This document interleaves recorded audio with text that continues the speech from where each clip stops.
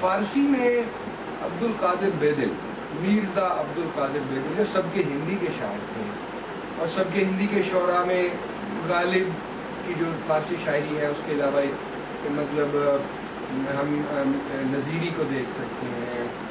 اس کے علاوہ جو قدیم شعراء میں مجھے فردوسی کی شاعری بڑی پرشکوہ لگتی ہے.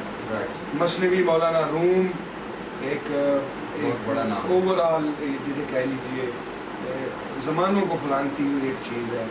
اسی طریقے سے انگریزی شاعری میں جان ڈن مجھے جو وہاں کا متصوف شاعر کہلاتا ہے وہ بہت پسند ہے. رابرٹ فراسٹ کی کافی شاعری مجھے پڑھنے کا موقع ملا.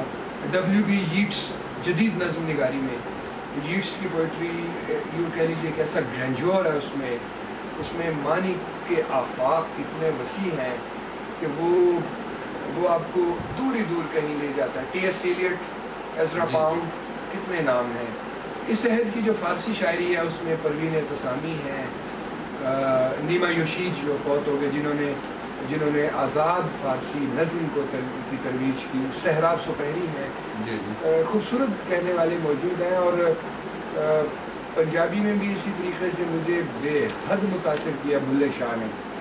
اس کی میوٹنی، اس کا انسان کو سب آئیڈیاز سے سپریم رکھنا اور ریچولز کا برملا اظہار، اس کی مذمت کرنا اور ریچولز سے بریت کا اظہار کرنا. بلے شاہ ایک بڑا جینون اور بڑا مفکر شاعر کے طور پر سامنے آیا. آپ یہ بتائیے گا کہ شاعر اور ادیب کے لیے مطالعے کی کتنی اہمیت ہے؟ شاعر اور ادیب کے لیے مطالعے کی وہی اہمیت ہے جو پودے کی نشو و نما کے لیے مٹی، ہوا اور پانی کی. ماشاء اللہ. مطالعہ کیے بغیر آپ پولیٹک ٹولز سے آگاہ نہیں ہو سکتے.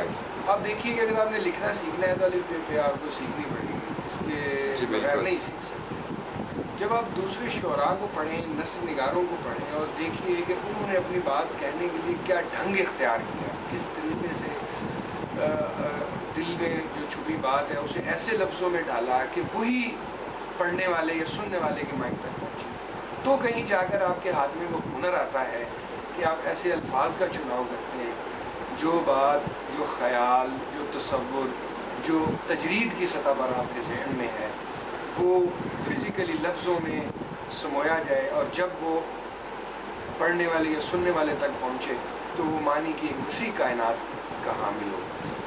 مطالعہ، مجھے افسوس کے ساتھ کہنا پڑتا ہے کہ ان دنوں نوجوان شعراء میں اور بعض بڑے شعراء میں بھی مطالعے کی وہ سطح نہیں رہی. لوگوں کا مطالعہ کم ہو گیا ہے یا نہ ہونے کے برابر رہ گیا ہے.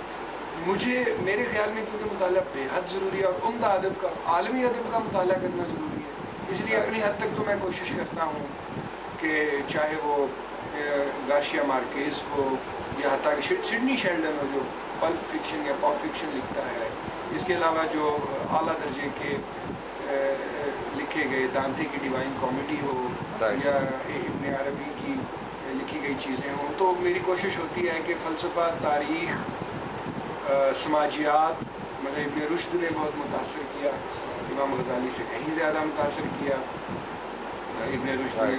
تو ایسی چیزوں کا جو تاریخ کا، نفسیات کا اور جو کلچرل اسٹڈیز ہیں ادب کے ساتھ ساتھ دیگر علوم اور فنون کا مطالعہ بہت ضروری ہے. تبھی کہیں جا کر آپ کے فن میں، آپ کے کام میں وہ معنوی وسعت آتی ہے جو آپ کو نہ صرف دوسروں سے ممتاز کرتی ہے بلکہ خود آپ کے فن اور کلام کو بھی اس عہد کے ساتھ ریلیونٹ کرتی ہے. دیکھیے ہر عہد کی ایک اپسٹیم ہوتی ہے، ایک علمیاتی سطح ہوتی ہے. آپ جب تک اپنے ذہن کو اس عہد کی علمیاتی سطح سے نہیں جوڑیں گے یا تو آپ 20-30 سال یا 50-70 سال پیچھے رہ رہے ہوں گے، اور یا بلکہ اس کے ساتھ بھی نہیں جڑ رہے ہوں گے. آپ کی اپنی ایک 2 فٹ کی دنیا ہوگی جس کے اندر آپ کا سارا کلام تخلیق ہو رہا ہوگا. اب یہ آپ کے اوپر ہے کہ آپ اپنے ابعاد وسیع کریں، اپنی فکر کو کہاں تک پہنچاتے ہیں، زمان اور مکان دونوں. زمان میں اس طرح کہ آپ کتنا پیچھے جا کے پڑھتے ہیں جو ادب کا، مکان میں اس طرح کہ آپ جیوگرافیکلی کتنا ڈائیورجنٹ لٹریچر پڑھتے ہیں.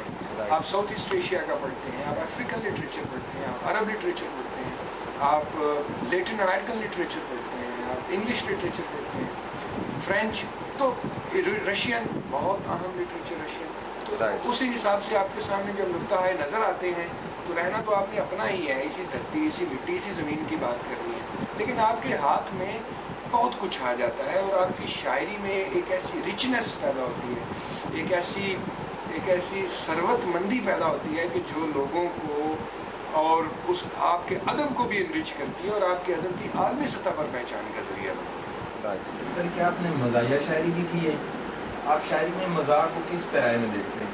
नहीं, मैंने मज़ाहिया शायरी खुद तो नहीं की, पढ़ी है मज़ाहिया शायरी, दिलचस्पी है अगर मयारी मज़ाह, सैयद मोहम्मद जाफरी और इस अहद में अनवर मसूद और नस्र में मुश्ताक यूसुफी, आहा क्या बात, शफीकुर रहमान, खूबसूरत। लेकिन आजकल बाज़ लोग जो मिज़ाह लिख रहे हैं जो इतना सतहियत में आ गया है, वो नहीं मुझे अपील करता। मिज़ाह को एक तो अदबी पैराए में रहना चाहिए, दूसरा उसमें ज़ुबान का चस्का या ज़ुबान को इस्तेमाल होना चाहिए जिससे ज़ुबान की तोसी की राह भी खुलती है, तीसरा यानी जो आजकल के कुछ शुअरा ने बीवी के ऊपर, पड़ोसन के ऊपर और इसके बस सारी की सारी सास के ऊपर सारी मज़ाहिया शायरी ख़त्म, ऐसा नहीं। नस्र में मिज़ाह शायरी की निस्बत कहीं बेहतर लिखा गया है। नस्र में हमारे पास बड़े बड़े कर्नल मोहम्मद ख़ान और सैयद ज़मीर जाफरी, जी बहुत बड़ा नाम, और मुश्ताक अहमद यूसुफी शहद का सबसे बड़ा नाम, और शफीकुर रहमान ने कमाल कर दिया नस्र। पतरस बुखारी एक रहती दुनिया तक एक छोटी सी मज़ामीन पतरस किताब है जिनका नाम रहेगा। शायरी में अनवर मसूद बहुत अच्छा कह रहे हैं, पंजाबी और उर्दू दोनों में, क्योंकि वो एक ऐसे तख्लीक़कार हैं जो ज़बान व बयान पर बड़ी दस्तरस रखते हैं और उनके मौज़ूआत में बड़ी वुसअत है, तो लुत्फ़ आता है सुनकर, बड़ा डाइवर्सिफाइड है और बड़े डाइवर्सिफाइड शायरी है। ये है कि मुझे कोई लिखने में दिलचस्पी नहीं है, शायद मुझ में ये सलाहियत ही नहीं है कि मैं मिज़ाह लिख सकूँ। मिज़ाह लिखना खासा दुश्वार काम है जो मैं सहूलत महसूस नहीं करता। अलबत्ता मुझे पसंद है, मैं इसकी अहमियत को मानता हूँ बशर्ते कि आप मयार को मद्देनज़र रखते हुए। सर, अगर आप शायर ना होते तो क्या होते? कुछ भी ना होता, मतलब बेशुमार इंसान अल्लामा इकबाल के बकौल सब्ज़ी की सतह में ज़िंदगी गुजारते हैं। यानी एक सब्ज़ी है, वो पैदा होती है, जवान होती है, फूल खिलते हैं, फिर वो किसान काट लेता है और वो ख़त्म हो जाती है। हालांकि ये बात इससे पहले इब्न खुल्दून ने कही थी अपने मुकदमे में कि मुसलमान अक़वाम में ख़ास तौर पर ख़वातीन के बारे में उसने कहा था कि they are on the plant stage, यानी वो प्लांट की तरह है जिसकी अपनी कोई मर्जी नहीं है, हिल नहीं सकती, नबातात की सतह पे। अगर मैं शायर ना होता तो एक समाजी सतह पर एक कामयाब इंसान तो होता, लेकिन मुझे लगता है कि कोई कमी या कोई चीज़ मुझे तंग ज़रूर करती कि यार ज़िंदगी को किस नहज पे या किस रुख पे गुजारा है, और इसके अलावा मैं कुछ ना होता। और अदम इत्मीनान की कैफियत ज़रूर होती है। अगर इस वक्त ज़िंदगी में मेरी ज़िंदगी में कोई इत्मीनान है तो वो सिर्फ़ इस बायस है कि मैं शेर कहता हूँ, किताब पढ़ता हूँ, लफ्ज़ से प्यार करता हूँ और लफ्ज़ से प्यार करने वालों से प्यार करता हूँ, तो इससे ज़िंदगी बड़ी अच्छी हो गई है। वरना इस अहद में इतना जहर है, इतनी ऊंच नीच है, इतने मसाइल हैं, आदम की इतनी बेतौहीरी है कि ज़िंदगी गुजारना मेरे जैसे हसास इंसान के लिए बहुत मुश्किल हो जाता। अब जब शेर कह लेता हूँ तो कुछ कतारसुस हो जाता है, इजहार हो जाता है और थोड़ा सा ये एहसास भी रहता है कि कुछ कंट्रीब्यूट किया है, कुछ लिखा है, चलो 500, 1000, 10,000, 20,000 लोगों तक गया है, एक अपनी सतह पे चाहे वो जितना भी छोटा पैमाना है काम हो रहा है, तो ये इत्मीनान ज़िंदा रखता है, ये इत्मीनान आगे चलने का हौसला फराहम करता है और इसी के सहारे ज़िंदगी चलती है। सर, आपने मुल्की और गैर मुल्की لیول پر بہت سارے مشاعروں میں شرکت کی پاکستان کے اندر، خاص طور پہ پاکستان سے باہر. یہ بتائیے گا کہ مشاعرے کے انسٹیٹیوشن نے شاعری کو فائدہ پہنچایا یا نقصان؟ فائدہ. یہ سوال ہے.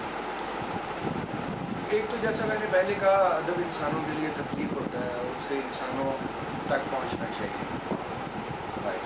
دوسرا یہ کہ مشاعرے کا انسٹیٹیوشن ہمارے بر صغیر کی ادبی تہذیب کا ایک قابل قدر حصہ ہے.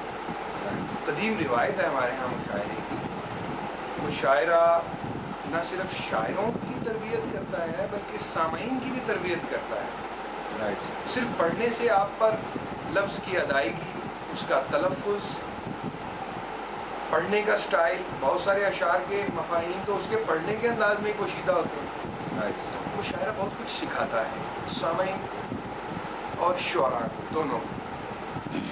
اس عہد میں جہاں اور بہت سارے انسٹیٹیوشنز ڈکے کر گئے، جہاں شہرت پسندی، جاہ طلبی، لالچ اور انسان دشمنی کے رویے پرورش پائے، وہیں مشاعرے کے انسٹیٹیوشن کو بھی کچھ نقصان پہنچا. لیکن یہ نقصان اس فائدے سے بہت کم ہے جو مشاعرہ پہنچاتا ہے. اس لیے مشاعرے کے انسٹیٹیوشن کو برقرار رہنا چاہیے. نقصان کیا ہوا؟ صرف اس قدر ہوا کہ کچھ غیر معیاری یا کم معیار کے شعراء بھی سفارش کی بنا پر بار پانے لگے. دوسرا، مزاحیہ مشاعروں کی بھرمار نے اور کثرت نے سامعین کا مزاج کچھ اس طرح کا کر دیا کہ شاید شاعری صرف مزاحیہ شاعری کا نام ہے. دو. تیسرا یہ کہ جب مشاعرے کو ایک کمرشل ایکٹیویٹی کے طور پہ لیا گیا تو چاروں طرف سے ایک یلغار سی ہوگی کہ میں بھی شاعر، وہ بھی شاعر. تو اس میں جو جینون کہنے والے، خاموشی سے کہنے والے، اپنے ایک کونے میں بیٹھ کر اپنا تخلیقی الاؤ جلانے والے، وہ ذرا نظر انداز ہو گئے. تو لیکن یہ سارے نقصانات ایک طرف اور مشاعرے کے انسٹیٹیوشن کے فوائد دوسری طرف. اور ایک فائدہ جو میرے ذہن سے رہ گیا تھا وہ یہ کہ مشاعرہ شعر کو مؤثر انداز میں وسیع تر حلقے تک پہنچانے کا ایک بڑا ذریعہ ہے. خیر اب تو مشاعرے کی ریکارڈنگ ہو جاتی ہے، وہ ٹیلی ویژن پہ چل جاتی ہے، انٹرنیٹ پہ چل جاتی ہے، جیسی آپ کی جو ویب سائٹ ہے فنزویب، اس سے ہزاروں لوگ استفادہ کریں گے. ویسے بھی میں نے ایسے مشاعرے دیکھے ہیں، سنے ہیں، پڑھے ہیں، جس میں 8-10 ہزار لوگ ہوتے ہیں ایک ہی وقت میں. مثلا یو ٹی میں جو مشاعرے ہوتے ہیں، مثلا پنجاب یونیورسٹی میں جو مشاعرے ہوتے ہیں، مثال کے طور پر جو گلگت کا ایک کل پاکستان مشاعرہ مجھے یاد ہے، جہاں 2-4 ہزار سامعین تھے. تو ایک تو براہ راست ان تک پہنچنا یہ بھی ایک فائدہ ہے اس کا، اور بہت زیادہ لوگوں تک پہنچنا یہ مشاعرے کا فائدہ ہے، اور مشاعرے کے انسٹیٹیوشن کو قائم رہنا چاہیے. سر، آپ کی شاعری کا بنیادی موضوع انسان اپنی تمام تر وسعت کے ساتھ، اپنی تمام تر پستیوں کے ساتھ، اپنی ساری تاریخی فکر کے ساتھ، جو اس کائنات کا